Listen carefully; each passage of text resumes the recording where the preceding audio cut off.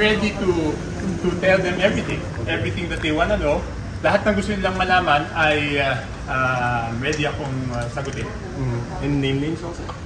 Of course, to the best of my personal knowledge.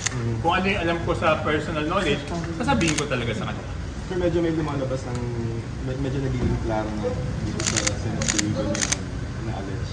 Napanood ko nga kanina eh. So what are your thoughts about it na may mga medyo clear na yung you know what I'm talking about?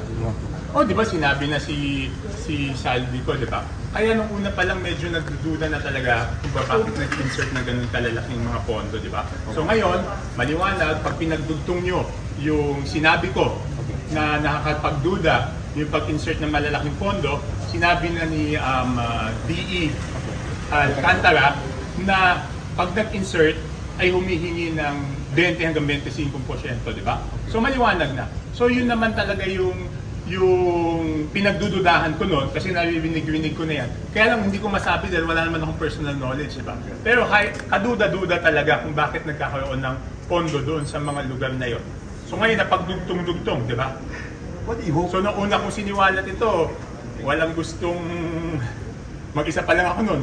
Yung sa contractor, magkano yung sa DPWH. Ang pinakamalaking nakuha talaga dito is yung sinasabing proponent, funder, o doon sa words ni Mayor Magalong, Committee on Appropriations, di ba?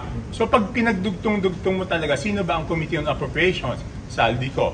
Sino ba yung funder at proponent? Ayon kay D. Alcantara, saldi ko. So yung sinasabi ko nakakapagduda, bakit bibigyan mo ng biglang malaking pondo ang isang lugar na hindi naman hindi humihingi yung congressman doon ng pondo, maliwanag kung bakit tinagyan ng pondo para makuha yung 20 to 25%.